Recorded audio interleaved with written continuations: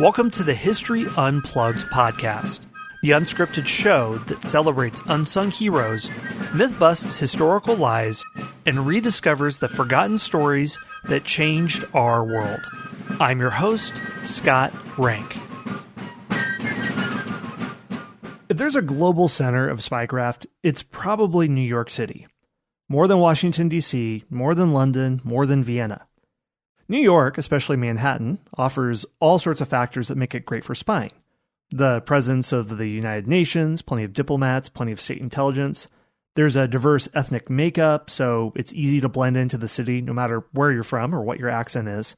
And it's also an international financial and cultural center. The sheer number of countries represented at the UN, and with all the consulates combined with the science, technology, and financial power of private interests throughout New York, makes it an irresistible playground for spies.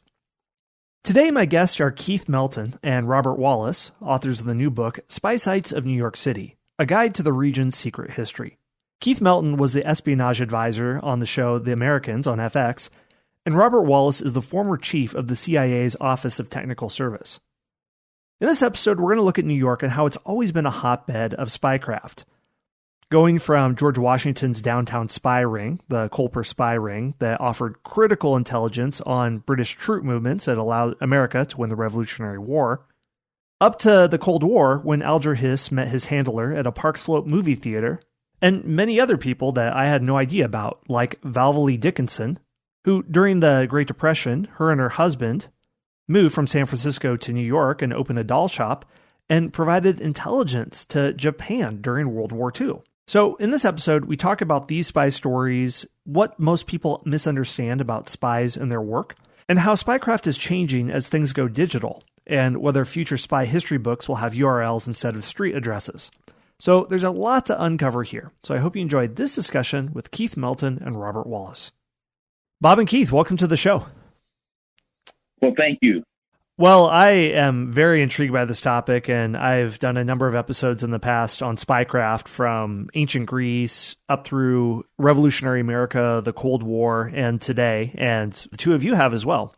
And before we get into this, I'm curious, why did you focus on New York City as your point of focus? Because I've heard that other cities were preeminent in spycraft. I've heard Vienna, Austria come up a lot in the Cold War. So what about New York stands out to you? Well, as Bob and I looked at the cities in the United States that would make sense to chronicle the espionage activities, the top two were New York City and Washington. And we've completed a very successful book on Washington, D.C. that was fortunately a bestseller. And second only to New York, to Washington, and perhaps even more important in Washington is New York City.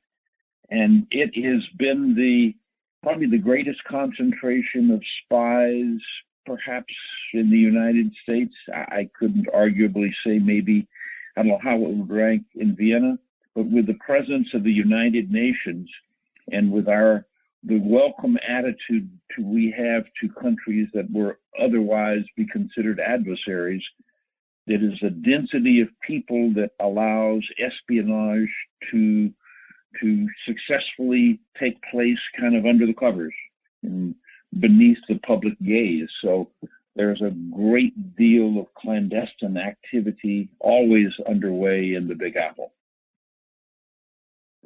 Once the Revolutionary War looked like it was going to happen, there were really two focal points of espionage spying activity in the United States. One was Philadelphia and the other was New York. Given the leadership that George Washington was providing to the Revolutionary Army at the time and his positioning, New York became the initial point of the Revolutionary War for the major espionage activities. So that is, in a sense, a beginning of New York's prominence in the world of espionage. And today, with the United Nations and the commercial power of New York, the worldwide commercial power of New York, it is it is arguably spy central for the world. Yeah, I'd like to back up and then talk about New York's early days as a center of spycraft. I did a series with a co-host on the Revolutionary War, and we spent an entire episode talking about espionage and the Culper spy ring, other groups like that. But I would love to hear the two of you discuss what this looks like in the Revolutionary War. And also, what does spycraft mean at this time in the 1700s? Because I don't think a lot of people have a concept of that. And there's much that's different, of course. A lot of spying and espionage has to do with the digital era. But then there's also things that they did back then that I think would have a lot of resemblance to today, of how do you set up intelligence networks? How do you set up informants? How do you observe troop movements and stuff? So what did spycraft look like in the Revolutionary War? And what about it was unique to New York at that time? Well, Scott, one thing is that as Bob and I have looked back, the goals of espionage have really never changed throughout history. You're simply trying to gain information about an adversary, and hopefully you can gain it without the adversary knowing that it's lost. It gives your military and political leaders an advantage to keep the country safe. In time of war, you're trying to course press a military advantage. And in the Revolutionary War, the objectives were, we were fighting an asymmetrical war. The colonials were vastly outpowered, outsourced, out-resourced, outgunned, outmanned by the British Empire. And espionage was a leveling factor that enabled the fighting colonials to level the playing field and gain some advantage. And the basic tenets of identifying information that you need, tasking agents to get it, finding ways that they can communicate secretly they call them, instead of secret inks, they call them sympathetic stains, but trying to maintain the security of a cell, a group of people, finding ways to clandestinely use dead drops to pass messages, how to avoid counterintelligence, what do you do if you have infiltrators? All of these things continue to be issues today. The determining and perhaps delineating factor is the technology that was involved. So though the goals of spies don't change, the technology they use to accomplish those goals is constantly evolving. And we see the rudimentary work that was done in the Rev War was so highly successful that it was sometimes 100, 150 years later before individual agents were finally named through analysis of handwriting that was done, 100 years later. So they did the Washington ring, the Culper ring. They did their job very well and used the technology available to them. Now, that same techniques would not have been successful today because we have far more technology. But at the time, they were very skilled and accomplished with what they did. This intersection of espionage operations and technology is going to be a theme throughout the book. And I would characterize the relationship as one in which you can be assured that spy agencies in every era will make use of every available technology to accomplish their mission. So to compare today with the Revolutionary War, I think at one level is simply to reinforce that what the folks at the time of the Revolutionary War had, the technologies, chemistry technologies, some of the the technologies they could use to cover their operations. They used what was available. And today, the digital world, spies use what's available today. One of the pieces of technology I thought was particularly fascinating on the New York side was the story of the turtle, which is arguably, America's first underwater attack submarine. and this was developed by an inventor by the name of David Bushnell, with the objective of implanting an explosive device on the British warship, the Eagle, the HMS Eagle.